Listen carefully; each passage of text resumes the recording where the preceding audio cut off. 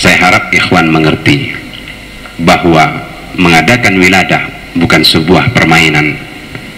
Mengadakan acara wiladah bukan sesuatu yang diada-adakan tanpa makna, tetapi ini merupakan sunnah dari Rasulullah, sunnah dari orang-orang salihin, bahwa disinilah makna daripada berpegang teguh kepada wilayah.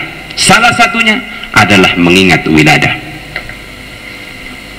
Mari kita lihat bagaimana Al-Husain salawatullah alaihi wa alihi, beliau dilahirkan pada tanggal 3 Sya'ban.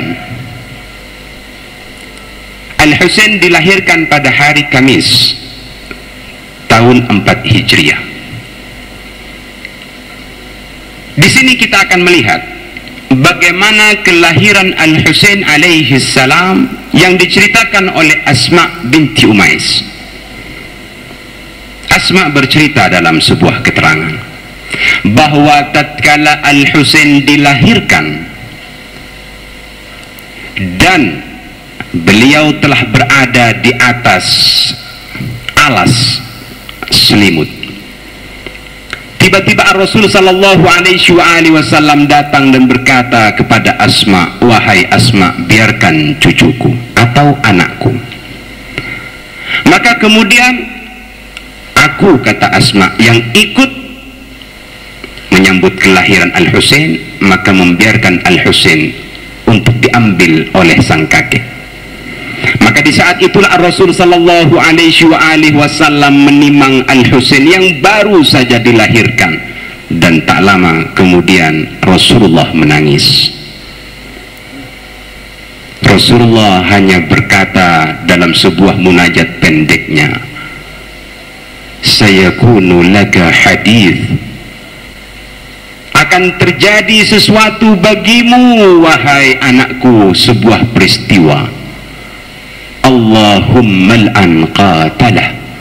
Wahai Tuhan, laknatilah orang yang akan membunuhnya. Ini kejadian pada hari pertama dari kelahiran Al-Husain. Kemudian pada hari yang ke-7, Asma bercerita, Rasulullah kembali datang menjumpai Al-Husain pada hari yang ke-7 dan berkata, "Tinggalkan antara aku dengan anakku, wahai Asma." Maka kemudian Asma berkata, "Aku tinggalkan Al-Husain dan aku menyaksikan Rasulullah sebagaimana hari yang pertama." Beliau kembali menangis. Asma bertanya, "Ya Rasulullah, pada hari pertama dan hari yang ke-7 aku saksikan sebuah kejadian yang serupa, engkau menangisi Al-Husain." Maka disitulah kemudian Rasulullah sallallahu alaihi wasallam bersabda, "Wahai Asma, anakku ini akan dibunuh oleh orang yang durhaka. Anakku ini akan dibantai oleh orang yang melecehkan agama. Anakku ini akan dibunuh di Karbala. Anakku ini adalah tumbal untuk tegaknya Islam. Semoga Allah melaknati pembunuhnya, wahai Asma." Dan di sini kita tahu, tatkala sebuah kejadian akan menumbangkan wilayah, tatkala sebuah kejadian akan merusak tatanan daripada apa yang diajarkan oleh Rasulullah, maka disitulah kita bisa melaknati siapapun orangnya yang mencoba bertentangan dengan wilayah atau pula bertentangan dengan nubuah. Melaknati orang-orang seperti itu adalah sunnah Rasulullah sallallahu alaihi wasallam. Pada hari yang ke-7 itu, maka datanglah Jibril kepadaku, wahai Asma. Kemudian Jibril mengatakan Allah telah menetapkan sebuah nama kepadanya, Asy-Syubair, yang dalam bahasa Arabnya adalah Al-Husain. Maka tasmiyah itu terjadi pada hari yang ke-7, pemberian nama Al-Husain.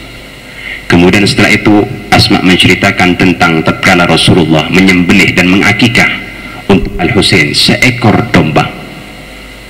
Dan disitulah kemudian Rasulullah mencukur rambut Al-Husain dan menimbang beratnya diganti dengan berat emas.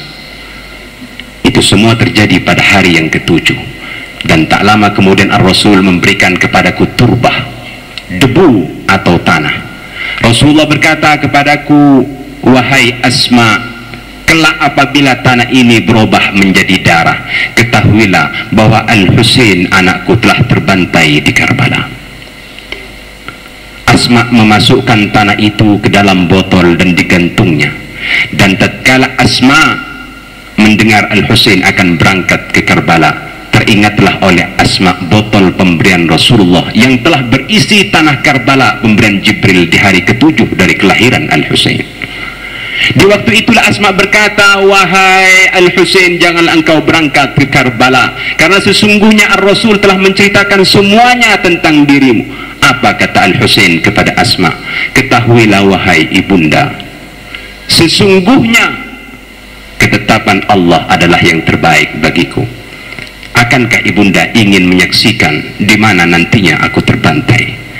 Maka dari dalam rumah itulah Al-Husain membuka basirah daripada Asma, dan di situ Asma juga menyaksikan di mana Al-Husain nantinya akan terbunuh. Maka kejadian-kejadian seperti inilah yang kemudian disaksikan oleh orang-orang terdekatnya, bagaimana sebuah kelahiran yang telah membawa insaniyah secara zahir, insaniyah secara batin, kemudian insan yang sempurna ini harus ditumbangkan oleh orang-orang yang durhaka. Haruskah kita diam di saat terjadi pembantaian terhadap wilayah dan nubuah? Maka pelaknatan atas mereka merupakan sunnah Rasul sallallahu alaihi wasallam. Kita akan berbicara nanti tentang mahabbah terhadap wilayah, dan setiap yang berpegang teguh kepada wilayah, melaknat merupakan bagian dari sunnah orang-orang yang saleh. Ikhwan hadirin yang dimuliakan oleh Allah, kelahiran itu sekaligus pemberitahuan dari Rasul sallallahu alaihi wasallam tentang adanya pembangkangan terhadap wilayah, dan wilayah hanya bisa dimasuki oleh cara baiat, sehingga berbaiat berarti masuk ke dalam wilayah. Itu adalah kejadian yang ada pada Al-Husain alaihi salam.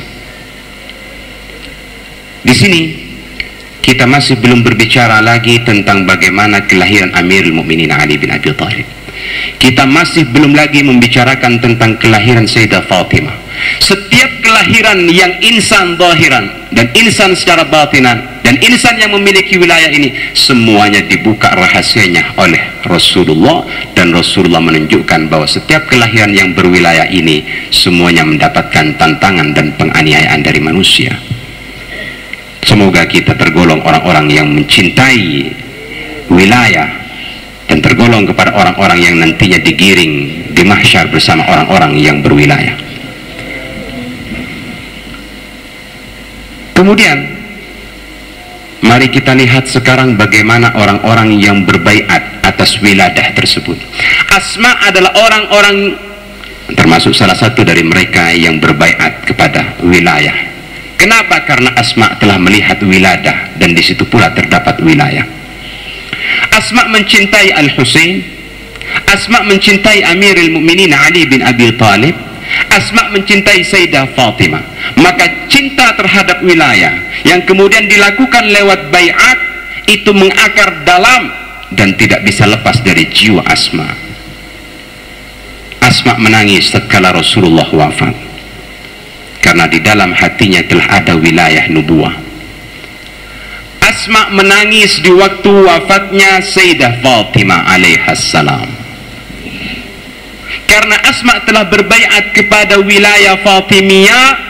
Maka kemudian di saat wilayah ini diambil oleh Allah, maka Asma meninggalkan Madinah dan berkata, demi Allah, setelah meninggalnya Fatimah, aku tidak akan pernah menyaksikan Madinah kembali.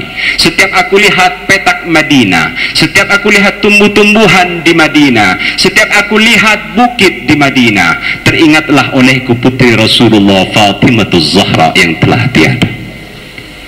Asma keluar membawa kerinduan dan cinta yang dalam. Wilayah Fatimiyah sudah diambil oleh Allah, maka melangkahlah kaki Asma menuju keluar kota. Di saat itulah Asma diserang oleh rasa haus. Disitulah kemudian Asma bermunajat, ya Allah, ini adalah pembantu kekasihmu Fatimah. Aku yang telah melayani Fatimah saat ini aku kehausan. Maka kemudian Allah menurunkan timba dari langit dan terdengar suara, Ishrabi ya Asma, minumlah olehmu wahai Asma. Maka kemudian Asma meminum air yang turun dari langit, pemberian Allah karena wilayah Fatimah. Sejak Asma meminum air itulah, maka kemudian Asma tidak pernah merasakan haus hingga beliau kembali juga menyusul ke hadirat Allah. Ini yang dikatakan faid, ini yang dikatakan pancuran, ini yang dikatakan limpahan. Berarti setelah kita berbaiat, kita harus mencintai dan kita harus mendapatkan bukti kecintaan itu karena limpahan Allah senantiasa ada. Ini alasannya kenapa baiat tidak memberikan athar yang kuat pada jiwa kita.